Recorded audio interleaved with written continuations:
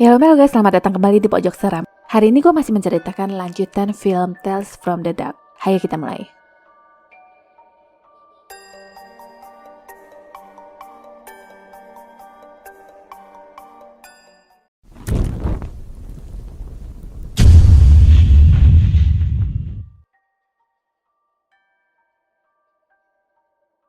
Bercerita tentang seorang pria bernama Kyung yang mengurung diri di kamar gelap sampai berbau.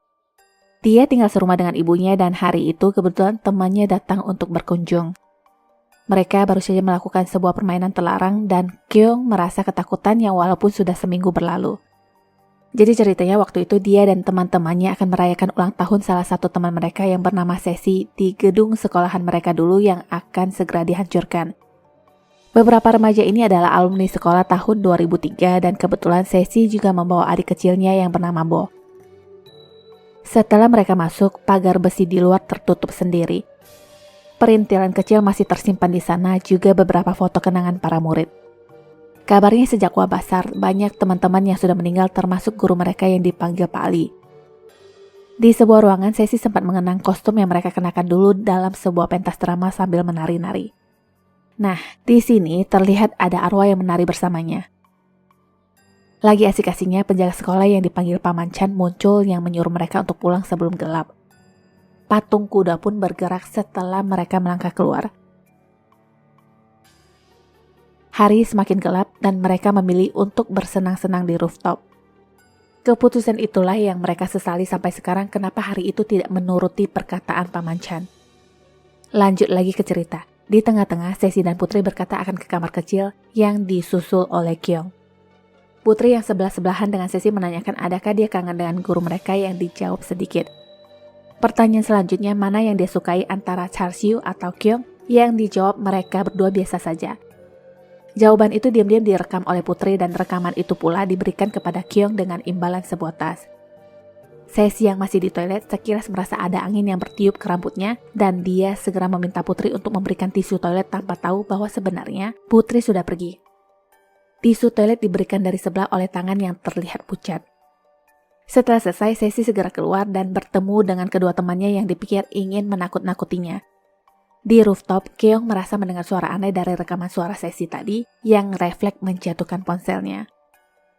Beberapa hal aneh yang terjadi tidak membuat mereka curiga dan Putri malah mengusulkan melengkapi acara dengan bercerita tentang hantu.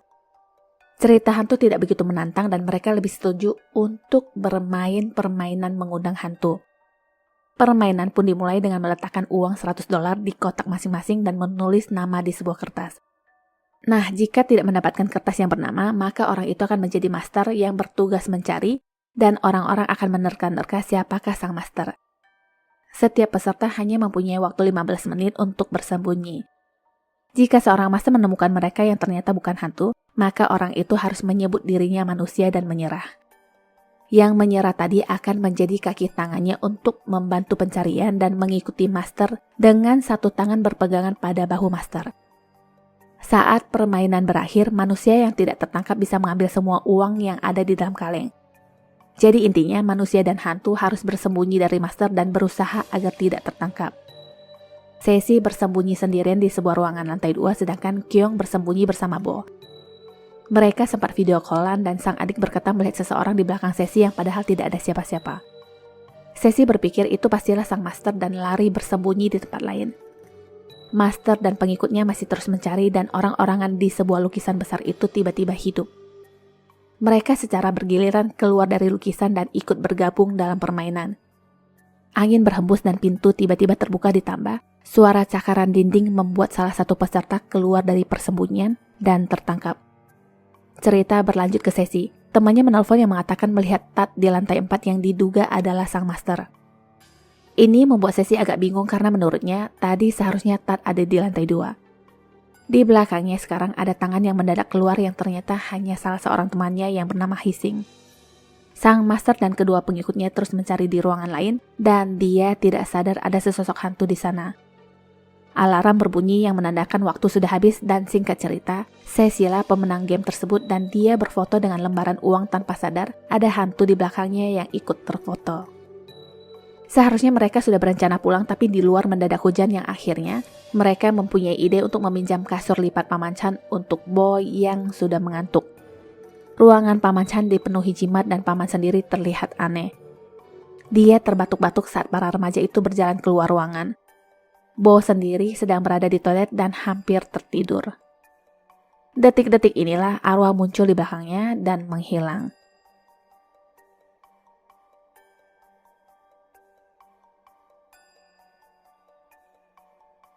Setelah itu, Bo disuruh tidur di sebuah ruangan sedangkan mereka akan melanjutkan permainan putaran kedua. Semua orang berpencar dan seseorang memilih bersembunyi di pos Paman Chan. Paman diam saja ketika anak itu meminta izin yang ternyata Paman pun sudah tewas. Sesi dan Putri berteriak yang dipikir melihat Sadako yang ternyata hanya candaan teman-teman lainnya. Tanpa mereka sadari, di sana memang ada sesosok hantu anak perempuan yang sedang berdiri. Di tempat lain ada sebuah bola nganggur yang ditendang keluar jendela oleh salah satu peserta, dan di sini pula sebenarnya ada hantu anak kecil yang duduk sambil menggoyangkan kaki. Bola yang tadi ditendang keluar ternyata sebuah kepala hantu yang menggelinding. Di tempat Kyung berada, dia merasakan beberapa keanehan dan hantu pun sudah berdiri di belakangnya. Dengan santai, Kyung mengusir dan berkata jangan sampai tertangkap. Sosok itu mendekat dan berbisik, "Aku ingin menjadi manusia lagi," yang membuatnya kabur. Gambar orang-orangan dalam lukisan itu benar-benar sudah keluar semua dan berbaris di belakang para peserta. Hantu beberapa guru pun melayang di ruangan di mana Bo sedang tidur dan para murid hantu juga sudah berkumpul. Setelah itu Sesi mendapatkan kabar bahwa Bo menghilang dan kepanikan pun terjadi. Dia cemas mencari adiknya kemana-mana dan menghampiri seorang anak kecil yang berpakaian seragam yang dipikir Bo. Seramnya lagi, anak kecil itu ternyata berwajah nenek-nenek yang membuat Sesi berteriak histeris. Permainan master dan hantu memang sudah ada sejak dahulu, tapi sebenarnya sudah lama juga dilupakan karena memang berbahaya. Kyung yang didatangi temannya ini ternyata hanya ingin mengingatkan bahwa sudah waktunya mereka semua untuk pergi karena sudah 7 hari sejak kematian mereka semua. Kyung masih terlihat bingung dan temannya mengajaknya lanjut bermain berburu hantu di neraka. Dia pun pergi menembus dinding dan menghilang. Kyung sendiri terlihat menakutkan di depan cermin, tapi dia sendiri masih belum menyadari kematiannya. Kata orang, kapanpun kamu bermain petak umpet, sesungguhnya kamu sedang bermain dengan hantu. Lukisan itu pun berubah menjadi lukisan Kyung dan teman-temannya.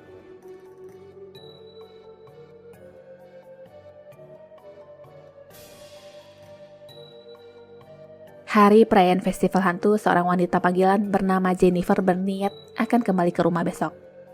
Ngomongin soal ada atau tidaknya hantu di dunia tidak ada yang tahu pasti, tapi menurut Paman Lam, hantu itu tidak berwujud dan ada di mana-mana. Orang-orang yang masih muda tentu tidak percaya dan menuduhnya sebagai pembohong, tapi lihatlah sosok yang duduk di sana.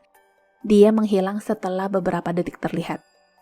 Malamnya, orang-orang terlihat membakar kertas untuk sanak saudara mereka yang sudah meninggal dengan tujuan mengundang mereka ke rumah.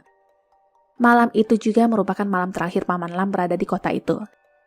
Di jalan-jalan, dia melihat pemandangan di mana sesosok hantu anak kecil yang mencuri makan dari seorang nenek yang sedang sibuk membakar kertas. Ada lagi sosok perempuan bergaun putih yang berdiri di atas tangga di sebuah gang sempit. Sewaktu dia akan menyeberang jalan, seorang nenek-nenek bergincu merah muncul yang hampir tertabrak mobil jika Paman Lam tidak menariknya dengan ujung payung. Bukannya berterima kasih, nenek-nenek itu malah memarahinya. Setelah kejadian itu, dia menggores pegangan kayunya yang entah apa maksudnya. Kembali ke Jennifer, menurutnya dia sudah banyak menemui pria hidung belang dengan berbagai bentuk dan menganggap mereka tidak lebih dari sekelompok hewan. Kisah tentang sepak terjangnya sebagai wanita panggilan juga tidak selalu cuan. Ada juga dia dirampok setelah melayani mereka. Kejadian itu sempat membuatnya marah dan mengejar pria itu hanya dengan mengenakan pakaian dalam, tapi semuanya sia-sia. Sejak itulah dia bersumpah lebih suka menjadi pengganggu daripada diganggu. Kembali ke Paman Lam yang tertidur di dalam bus dan tiba di pemberhentian terakhir. Di sana dia malah ingin dirampok oleh bocah ingusan yang hanya menggertak.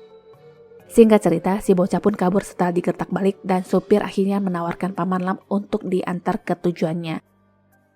Lagi-lagi di gang sepi itu dia menemukan orang bermasalah yang dihajar preman karena urusan hutang piutang.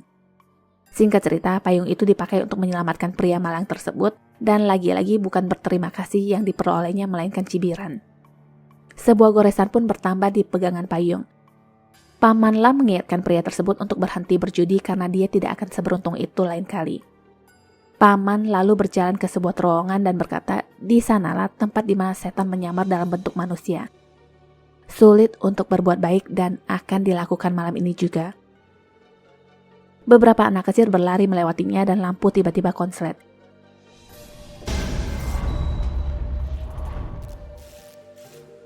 Lagi-lagi hantu wanita berpakaian putih itu ada.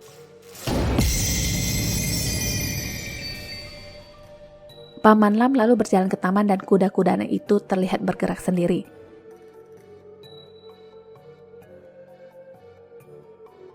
Sesosok hantu anak kecil asik bermain di sana dan ada pula hantu perempuan yang berdiri di atas. Hantu anak kecil itu terlihat berdiri dengan hantu orang tuanya yang tidak berkepala. Mereka lalu berjalan dan menghilang di dekat sebuah pohon besar.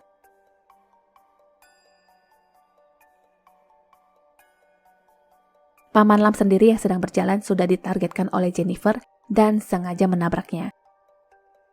Karena mengaku kakinya terkilir, Jennifer minta untuk diantar pulang. Sesampainya di depan bangunan, Paman mengenali gedung itu mempunyai sejarah kelam di mana banyak orang yang meninggal akibat kebakaran tahun lalu. Di kamar kos-kosan, Paman memeriksa kaki Jennifer dan singkat cerita, Jennifer mencoba menggodanya. Paman masih memintanya untuk tidak merusak diri sendiri dan berhentilah selagi bisa. Sebenarnya, Paman juga menawarkan bantuan, tapi Jenny malah berkata, jika ingin membantu, maka belilah jasadnya sambil mendorongnya ke ranjang. Paman menolak dan berkata akan membayarnya tanpa melakukan apa-apa, tapi sayangnya, duitnya sudah dicuri orang. Karena rasa kecewa itu, Jennifer berteriak menuduh Paman yang ingin memperkoteknya. Seorang pun datang yang adalah preman yang ditemui di jalan tadi dan langsung menghajarnya. Sungguh susah menjadi orang baik di dunia ini. Tak berapa lama, bos pemilik kos-kosan datang untuk menagih uang sewa tapi tidak dibukakan pintu. Dengan kesal dia menelpon anak buahnya untuk membawakan kunci cadangan dan setelah pintu dibuka, terlihat Jennifer berbaring dengan posisi terlentang yang dipikir sedang bercinta, tapi ada yang aneh di sini. Lantai bergelinang darah dan jeroan manusia pun jatuh sedikit demi sedikit dari atas. Ada potongan tubuh yang tergeletak di lantai dan preman itu ternyata sedang mengunyah bagian kewanitaan Jennifer. Karena takut mereka segera kabur dan yang terjadi di dalam kamar itu adalah ternyata bukan preman itu yang sedang melakukan hal gila, melainkan Paman Lam. Dengan beringas dia mengunyah daging dan jeroan Jenny, sedangkan tubuh yang terpotong di lantai itu adalah si preman. Paman Lam berkata dia sudah berlatih selama 129 tahun dan tidak menyangka bahwa hari terakhir begitu sulit untuk ditahan yang artinya dia adalah sang iblis yang menjelma. Jennifer sudah tewas dan rohnya bahkan tidak menyangka akan mati dengan cara yang mengenaskan. Dia berjalan menuju pulang dan harus menemukan tubuh segar. Secara tidak langsung dia menjadi pemilik payung hitam itu dan terus mencari mangsa. Dikatakan setiap payung yang tidak bertuan adalah hantu yang mencari pengganti. Saat dia bertanya arah kepadamu, jangan pernah berbicara dengannya. Tamat. Terima kasih sudah menyaksikan short film ini. Jangan lupa subscribe, like, and share. Juga menyalakan lonceng notifikasi untuk updatean film lainnya ya. Sampai jumpa.